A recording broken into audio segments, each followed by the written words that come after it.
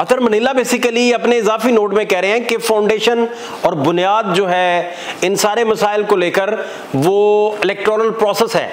और उसकी शफाफियत का ना होना, उसकी शफाफियत पे जो सवालिया निशान हैं, उसकी लेजिटिमेसी या उसकी शफाफियत, वो सारा बेसिकली मैटर है। वो कह रहे हैं कि किस तरीके से एक पार्टी जो है वो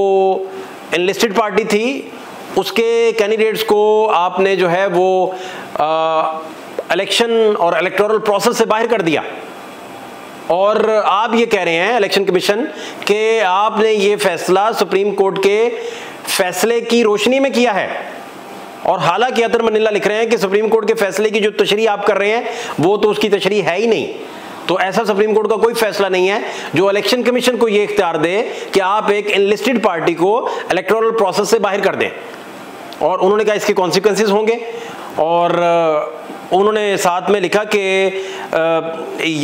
साथ जो अहम तरीन बात लिखी कि पीटीआई के मेंबरान को इंडिपेंडेंट डिक्लेयर करने के बाद वो लिखते हैं कि दिस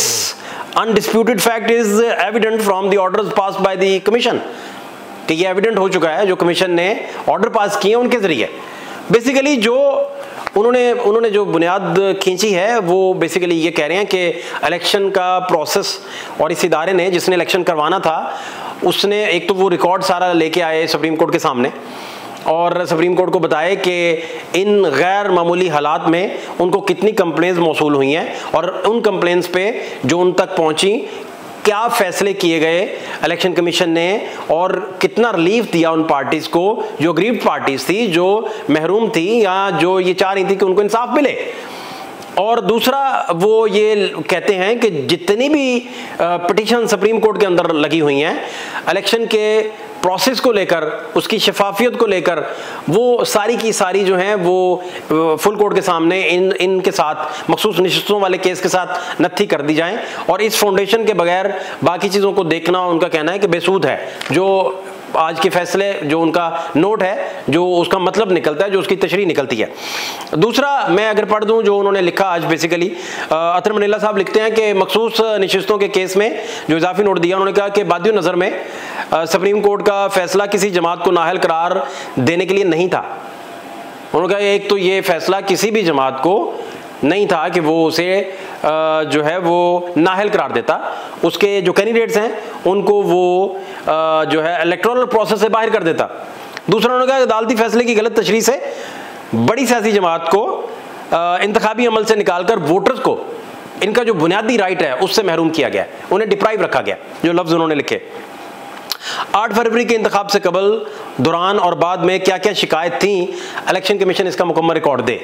मसलन अगर कोई कैंडिडेट, कोई एमपीए या एमएनए उनसे कहता है कि मेरे इलेक्टोरल प्रोसेस को ये मसाइल आए, तजवीज़ कुनंदा, तौईद कुनंदा से लेकर वो सारी डिटेल इलेक्शन कमीशन को बताता है तो फिर। दूसरा उन्होंने कहा कि इलेक्शन कमीशन को किसने कहा है कि ये मलबा आरओज़ पे डाले। आरओज़ को क्या इख्तियार है कि वो किसी भी जमात के कैंडिडेट को इंडिपेंडेंट करार दे दें। तो ये तो, और फिर एक जगह मुनीब अख्तर साहब ने गालिबन कहा था उस दिन फुल कोर्ट में कि भाई आप सिकंदर साहब हमें बताएं, आरोज भी तो आपके हैं, आप आरोज ना करें। ये बात भी उन्होंने की। और जिस दिन ये लास्ट 13 रुकनी बेंच बैठा था तो उस दिन बड़ी वाज़ेह बरतरी थी मुनीब अख्तर साहब के ग्रुप को या मंसूर अली शाह साहब के ग्रुप को या अतर मनीला साहब के ग्रुप को 7-6 की, उधर एक वोट ज्यादा था। तो ये बहुत सारे लोगों ने फिर इसका तबसरा लिखा किया। ये मतीउल्लाह जान साहब ने लिखा, अली इशफाक साहब सीनियर कानूनदान है, उन्होंने ये ट्वीट की कि बड़ी वाज़ेह बरतरी हासिल थी अतर मनीला साहब के ग्रुप को, या वो लोग जो ये विजडम रखते हैं, आप इस तरह कह लें ग्रुपिंग की बजाय, कि वो लोग जो विजडम रखते हैं कि भाई इसका फैसला 8 फरवरी है उसके इलेक्शन के तनाजुर में देखा जाना चाहिए। ये सारी कंप्लेंट्स जो हैं उस तनाजुर में देखी जानी चाहिए। दूसरा, मखसूस नशिस्तों का केस सिर्फ नशिस्तों का नहीं बल्कि असल स्टेक होल्डर्स यानी अवाम के बुनियादी हकूक का केस है। अतर मनीला साहब अपने नोट में लिख रहे हैं कि ये स्टेक होल्डर्स का नहीं है,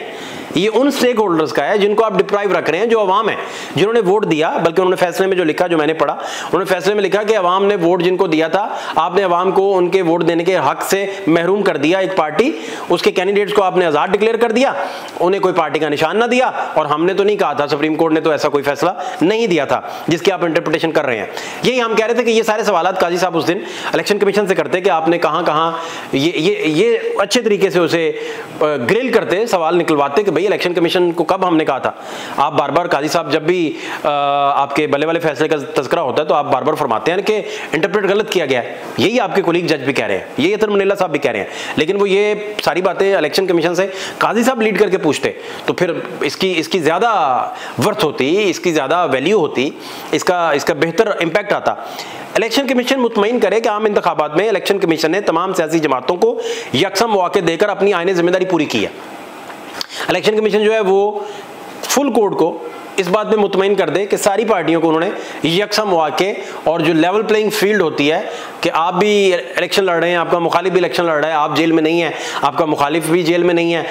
दोनों को आज़ाद हालत में, किसी के घर पुलिस का छापा नहीं पड़ रहा, किसी को पुलिस लेने नहीं आ रही, अगर आप कॉर्नर मीटिंग बुलाते हैं तो उसके 15 मिनट बाद पुलिस का कोई छापा नहीं पड़ रहा, कोई बंदा डिस्प्लेस नहीं हो रहा, कोई घरों से नहीं उठाया जा रहा, किसी के घर पुलिस चादर और चार दीवारी का कोई भी जो है इस तरह का कोई प्रॉब्लम नहीं आ रहा, तो वो उन्होंने कहा कि आप इस पर भी हमें गाइड करें, मतलब इस पर अपना बयान दें, बताएं। मखसूस नशिस्तों का फैसला अकेले में महज तकनीकी नुक्ता निकाल कर नहीं किया जा सकता।